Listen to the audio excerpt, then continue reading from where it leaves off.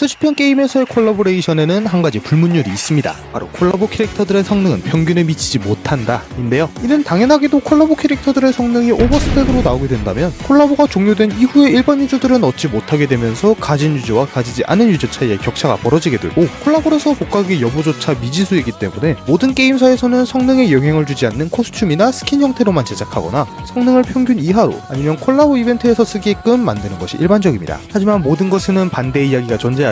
대표적으로 세븐나이츠와 블리츠의 콜라보가 있습니다. 블리츠의 압도적인 스펙으로 밸런스 패치를 가한 적이 있죠. 그 외에도 카트라이더 드리프트와 블랙핑크의 콜라보와 같이 꽤 이런 상황들이 존재합니다. 그리고 오늘의 주인공인 양코어 전쟁은 이러한 현상의 극치를 보여준다고 생각하는데요. 양코의 현 콜라보 캐릭터들의 성능은 여타 다른 정규 울슈레들보다 더 좋은 모습을 보여주고 콜라보 캐릭터들을 콜적패라고 부르는 새로운 단어까지 창조해내는 물론 최근에 나온 바키, 소닉, 그리고 바검의 콜라보 캐릭터들의 평균 성능은 다른 정규에 밀리지 않을 정도로 좋은데요. 하지만 양코도 초창기 콜라보에서는 이런 강캐의 모습을 보이진 않았습니다. 하지만 어느 기점부터 양코는 이렇게 콜라보 캐릭터들을 성능 캐릭터로 바꾸어 매출의 한 가닥으로 바꾸게 되었을까요? 오늘은 양코 대전쟁 콜라보 캐릭터 그 성능의 역사에 대해서 알아보도록 하겠습니다. 일단 이야기를 시작하기 전에 다들 착각하시는 내용이 있어서 정정하고 넘어가려고 합니다. 흔히 한국에서는 양코 최초의 콜라보는 일본 자위대와 진행한 십식전차다 라고 이야기를 많이 하는데요. 하지만 이것은 잘못된 정보입니다. 양코 대전쟁의 첫 콜라보는 1.4 버전에 등장한 콜라보 바로 발차기 공주 돌격대입니다.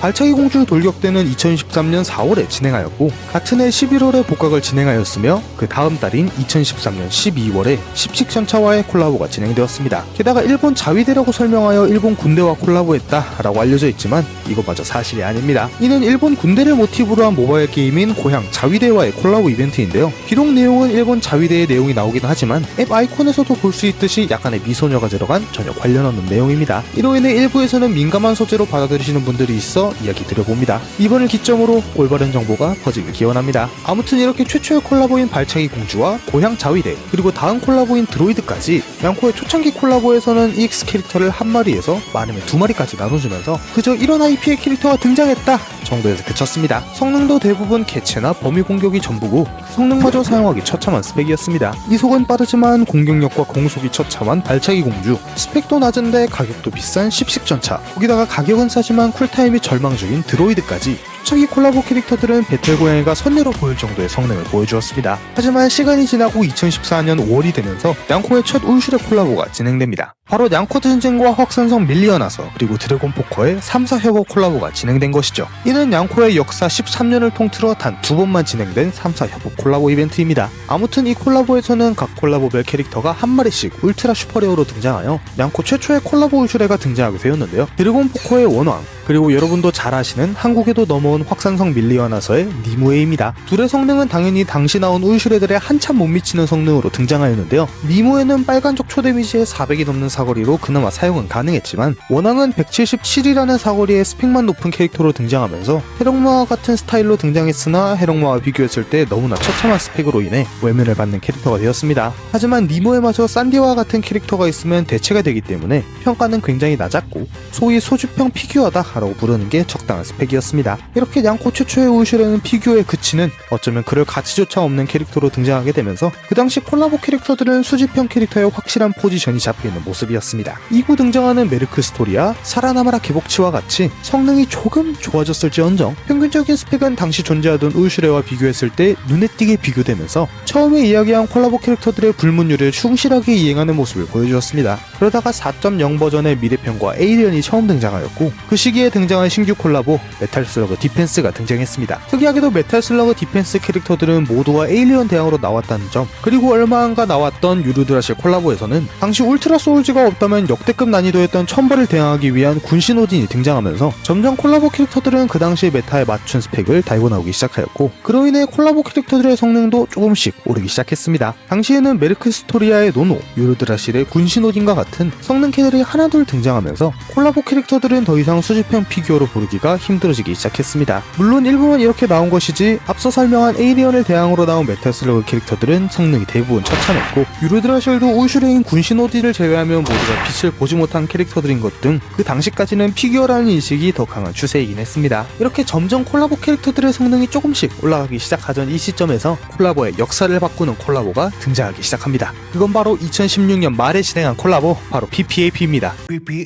바로 마법소녀 마도카 마기카 콜라보입니다. 당시에 콜라보라 하면 낮은 난이도의 스테이지가 주를 이루고 콜라보 캐릭터들은 전혀 콜라보에 영향을 주지 못했으며 중소형 콜라보가 주를 이루던 시기였는데요. 하지만 마마마는 등장부터 대형 콜라보의 거대한 볼륨, 거기에 마녀라는 새로운 콜라보 속성을 도입하였고 마녀 킬러를 이용하여 콜라보 울실애들이 필수적으로 요구되는 마녀 스테이지의 등장 등 당시부터 큰 호평을 받은 콜라보였습니다. 게다가 이 콜라보에서는 원작 콜적패인 세이마의 기반을 다진 마미의 등장과 마도카의 등장으로 인해 굉장히 좋은 완성도와 퀄리티로 인해 좋은 평가를 받았습니다. 이 중 마미의 성능은 콜라보 캐릭터들을 넘어선 정규 캐릭에서도 대적할 만한 캐릭이 없었던 원범 초댐 딜러라는 매력적인 효과를 달고 나오면서 콜라보 캐릭터들의 성능을 올리는데 큰 역할을 하였고, 이 시기를 기점으로 콜라보 캐릭터들의 성능이 폭발적으로 올라가기 시작합니다. 콜라보 캐릭터들의 성능뿐 아니라 볼륨과 스케일이 큰 콜라보가 다수 등장하면서 콜라보들에 대한 기본적인 구성이 알차지는데 큰 역할을 한 콜라보입니다. 하지만 마마마가 등장한 이후 2017년에는 그다지 큰 콜라보가 등장하지 않은 채 크래시피버나 구데타마와 같은 콜라보가 주를 이루던 시기 2017년 11월에 또 다른 세이마의 핵심인 페이트 콜라보가 진행하게 됩니다. 세이버는 마미와 다른 스타일로 호평받았습니다. 등장부터 삼지이 나오면서 콜라보 캐릭터들, 그것도 울슈레이도 삼지이 추가될 수 있다는 것을 보여주며 여태 평가가 좋지 못했었던 콜라보 울슈레들의 새로운 희망을 불러넣어주기도 했습니다. 하지만 세이버가 등장한 지도 잠시, 불과 2달이 지난 이후에 등장한 파워풀 프로야구, 거기다가 3개월이 지나 등장한 에반게리온까지 2017년 말부터 2018년 초까지 이어진 콜라보들의 대격변은 양코의 역사의 한 축을 담당하는 혁신이라 이야기할 수 있습니다. 이렇게 등장한 캐릭터들을 중심으로 콜적패 세이마라는 새로운 단어를 창조해내게 되었고, 콜라보 캐릭터들은 이 시점을 기점으로 완전히 이미지가 바뀌게 되면서 과거에는 수집용 콜렉팅 목적의 피규어들이었지만 어느 순간 메타에 맞춰 변화하며 수집용 캐릭터를 지나 메타를 관통하는 성능으로 피규어와 성능을 둘 다 잡은 캐릭터로 변화하게 된 것입니다. 그리고 이 기점을 시작으로 콜라보 캐릭터들의 성능이 과거 1, 2속성 엄강이나 1속성 초데미지에서 벗어나 파동 스토퍼나 크리티컬, 헌일과 같은 다양한 효과들을 달고 나오기 시작하면서 콜라보 캐릭터들의 평균적인 성능이 오르기 시작했습니다. 많은 분들은 이 시점을 콜라보 캐릭터들의 첫 번째 전성기라고 부릅니다. 그렇게 2018년이 지나고 2019년이 되었습니다.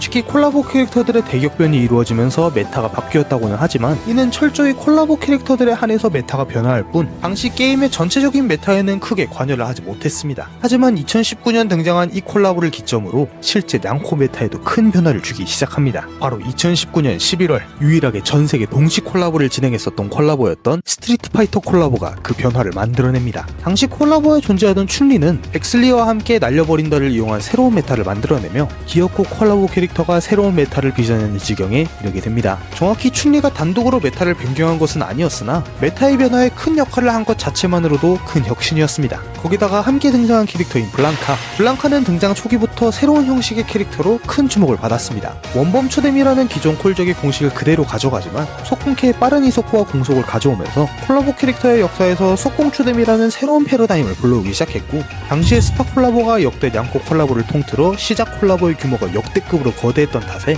스트리트 파이터 콜라보를 기점으로 콜라보에 대한 전체적인 퀄리티와 기대감이 한층 더 올라가는데 큰 역할을 하게 됩니다. 게다가 스트리트 파이터 콜라보가 등장한 2019년은 페이트 스테이 나이트와 에반게리온, 고정 콜라보인 발차기 공주와 신규 콜라보인 비쿠리맨까지 등장하면서 역대 냥코 역사를 통틀어 대형 콜라보를, 그리고 현재에도 큰 인기를 구가하는 콜라보가 개최된 해가 되었습니다. 이는 이후 나오는 2023년과 2025년이 이어봤지만 여전히 2019년이 최고라고 평가받습니다. 이후 등장하는 하츠네 미쿠와 람마같이 콜라보의 퀄리티가 전체적으로 올라가며 소형과 중형, 그리고 대형과 초대형의 콜라보의 기준이 점점 생기기 시작했습니다. 하지만 스트리트 파이터 콜라보 이후로 나오는 콜라보에서는 춘리나 블랑카와 같은 성능 캐릭터들이 나오지 않아 이 메타는 점점 유지되던 중 2022년 10월 콜라보 캐릭터의 새로운 패러다임이 다시 한번 불어오기 시작합니다. 바로 열혈경파 쿠니오군인데요. 쿠니오군은 성능은 여타다는 울슈레에 비해서 정말 못 미치는 수준이지만 초기 레벨을 중이라는 매력적인 양콤보의 효과를 달고 나오면서 순식간에 평가는 수직 상승, 현재까지도 그 성능을 유지 중인 캐릭터가 되었습니다. 이전까지의 콜라보 냥콤보는 마마마 에반게리온의 궁극 냥콤보가 유일했던 탓에